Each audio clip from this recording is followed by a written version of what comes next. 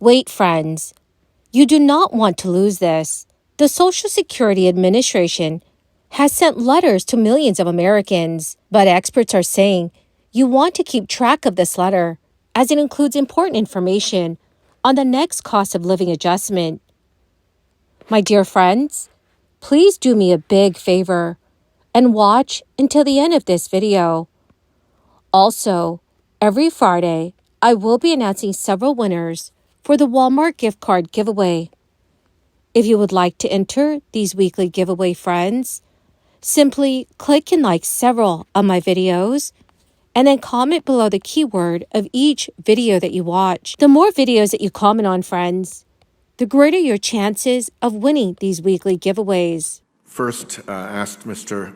Slover a question for the record, which means you can answer in writing and give a chance to sharpen your pencil and put your head to it. You give general recommendations to make sure that public housing authorities avoid the problem of the DC authority.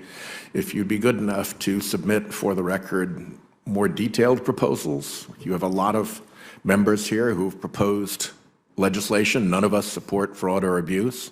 And to the extent we can get helpful proposals to consider in legislation, consider this your opportunity to do that. Would you be willing to do that? I'd be very happy to, and I appreciate the opportunity. Thank you. Great, thank you. And Mrs. Ventura, you heard Mr. Slover about his unfortunate experience with the District of Columbia Authority. Are we seeing similar problems around Rhode Island in your dealings with other housing organizations in other states? How endemic do you think the problems are that he has spoken of in the District of Columbia? We are not experiencing a similar situation in Rhode Island. We have extremely competent housing authorities that are doing solid work on the ground, serving the people of Rhode Island, providing excellent housing opportunities and, frankly, services. Services are very key to help people transition from public housing, the voucher program, into solid working environment, home ownership opportunities. So no, we are not experiencing this, Senator. And given the number of parties that it takes to pull together a housing deal, when we go to the ribbon cuttings, there are usually 5 to 10 different parties, private banks, consultants, different government funders. There are a lot of eyeballs on these deals before they come to fruition, correct? Yes, that's correct. So tell me a little bit about your experience with first-time home buyers. The average age for a home buyer climbing from 29 to 36 is a statistic. Mm-hmm. It's a pretty grim fact for young families. How do you see that playing out, and do we need to repair that? Yeah, thank you for that question, Chairman. As housing prices have increased, and they certainly have increased along with mortgage interest rates, we're seeing significant increases in the average income of a buyer in Rhode Island and in the size of their mortgages. The average income for a home buyer in Rhode Island in 2023 was $92,000, and that's up around 44%. You have to be making around $92,000 to be affording a home. Yeah, over that same time frame, our average loan amount increased to $344,000. So that's an increase of 55%. In December, the Social Security Administration mailed out important letters to all Social Security beneficiaries about their new cost of living adjustment increase.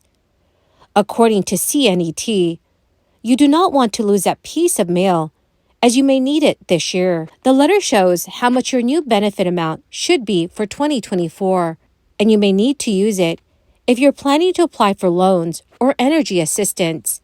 Just as important, if the first COLA payment you received in January was not what you expected, you can make an appeal to the SSA and use your COLA letter to show proof of the intended payment amount. The Social Security Administration told CNET that it sent out letters in the mail throughout the month of December, so you should have already received your notice. However, if you think you may have tossed or misplaced it, CNET says you should contact your Social Security Administration. The administration can help you track down where the letter is or replace it if it's lost. Social Security beneficiaries in 2023 received a record high 8.7% cost of living adjustment on their monthly checks. The higher monthly payments could make filing taxes a bit more difficult this year due to higher taxes you might owe. You should also keep in mind that if your only source of income comes from your Social Security benefits, you may not need to file a tax return if you receive other income, such as from a job. The COLA increase could have placed you in a higher tax bracket. If you receive income from other sources in addition to your benefits, you could potentially be taxed at a higher rate, depending on how much money you make. One tax expert has said this is because while you received an 8.7% increase on your benefits, the tax threshold for the tax filers has not changed, and that increase may mean more individuals would see a higher amount of taxes.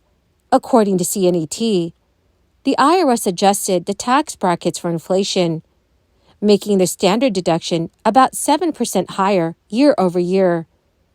This may help offset some of the taxes that Social Security beneficiaries may have to pay. For the 2024 tax year, the standard deduction for a single filer has been raised to $14,600. It is a $750 increase. For those married and filing joint returns, the standard deduction has been raised to $29,200, and that is a $1,500 increase. To find out how much you could be taxed, start by taking a look at your combined income. This includes your adjusted gross income, non-taxable interest, and half of your new Social Security benefit amount from 2023. Fed Chair Jerome Powell said in an interview that the Federal Reserve remains on track to cut interest rates 3 times this year. It is a move that's expected to begin as early as May. Jerome Powell also said the nation's job market and economy are strong, with no sign of a recession on the horizon.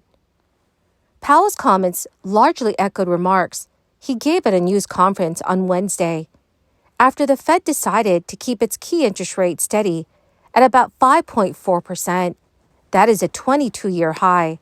To fight inflation, the Fed raised its benchmark rate 11 times, beginning in March 2022, causing loans for consumers and businesses to become much more expensive. The Fed chair also reiterated that the central bank's next meeting in March was likely too soon for a rate cut. But most economists think the first cut is likely to come in May or June. With inflation steadily cooling, nearly all the 19 members of the Fed's policy-setting committee have agreed that cuts in the central bank's key rate will be appropriate this year.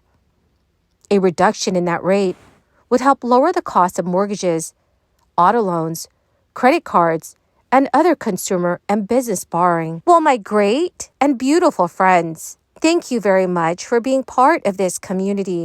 This coming Friday and every Friday, I will be announcing several winners for the Walmart gift card giveaway. If you would like to enter these weekly giveaway friends, do make sure that you click and like several of my videos and then comment below the keyword of each video that you watch. The more videos that you comment on, friends, the greater your chances of winning these giveaways. Thank you, and have a wonderful and very blessed week.